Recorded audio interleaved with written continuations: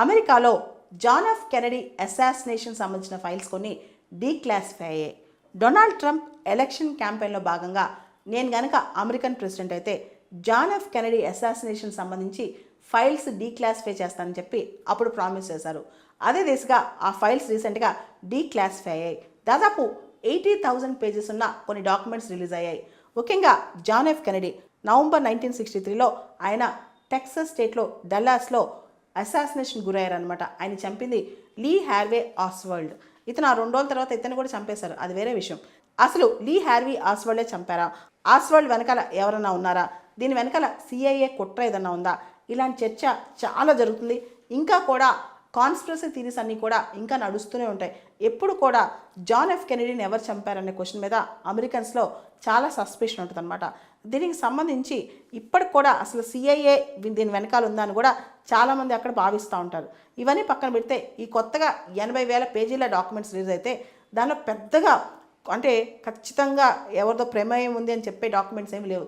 కానీ CIA cold war టైంలో ఏం చేసేది, ఎలా ఇన్ఫర్మేషన్ గ్యాదర్ చేసేది, ఇలాంటి మాత్రం చాలా డీటెయిల్స్ ఉన్నాయి. ఎందుకంటే ఆ టైంలో రష్యా, క్యూబా వీళ్ళ యాక్టివిటీస్ గురించి సిఐఏ ఎలా ఇంటెలిజెన్స్ గ్యాదర్ చేసేది అదంతా ఉందన్నమాట. అయితే ఈ ఫైల్స్లో 1-2 చోట్ల కొన్ని వర్డ్స్ వచ్చాయి. ముఖ్యంగా కొన్ని వర్డ్స్ ఇండికేట్ చేశాయన్నమాట. అమెరికన్ ఇంటెలిజెన్స్ ఏజెన్సీ సిఐఏ ఏదైతే ఉందో అది న్యూఢిల్లీలో, కలకత్తాలో ఇలాంటి ప్లేసెస్లో తన యొక్క కొన్ని సీక్రెట్ ప్లేసెస్ ఏర్పాటు చేసుకుని ఇన్వెస్టిగేషన్స్ చేస్తూ ఉండేదంట. వీటినే బ్లాక్ సైట్స్ అని కూడా పిలుస్తారనమాట. అమెరికా రకరకాల దేశాల్లో రకరకాల ప్లేసెస్లో అమెరికన్ సిఐఏ ఇంటెలిజెన్స్ వాళ్ళు ఇంటెలిజెన్స్ గ్యాదరింగ్ కోసం వాళ్ళ యొక్క ఏజెన్సీస్ కానీ వాళ్ళకి ఏజెంట్స్ కానీ పెడతా ఉంటారంట కొన్ని సీక్రెట్ ప్లేసెస్లో, ఈ డార్క్ ప్లేసెస్ బ్లాక్ సైట్స్లో.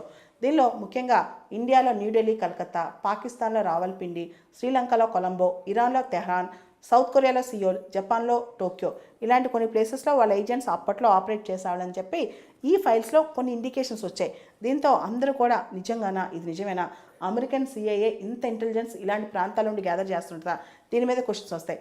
ఓవరాల్గా జాన్ ఎఫ్ కెనడీ అసాసినేషన్ విషయంలో ఆస్వాల్డ్ పాత్ర ఎంతవరకు ఉంది అనే దాన్ని పక్కన పెడితే ఓవరాల్గా 80,000 పేజెస్లో మాత్రం కొన్ని సిఐఏ ఆపరేషన్స్ గురించి, అమెరికన్ ఇంటెలిజెన్స్ ఏజెన్సీ ఏ విధంగా ఇన్ఫర్మేషన్ గ్యాదర్ చేస్తే, ఇంటెలిజెన్స్ గ్యాదర్ చేస్తారనే దాని మీద, ప్రపంచంలో ఎక్కడెక్కడ వాళ్ళ ఇంటెలిజెన్స్ వాళ్ళు యాక్టివ్గా ఉన్నారని చెప్పి దీనిలో చాలా ఇండికేషన్స్ వచ్చాయి అనమాట. దీన్ని బట్టే వరల్డ్ మీడియా మొత్తం అసలు సిఐఏ యాక్టివిటీస్ ఏంటని ఇప్పుడు చర్చిస్తోంది.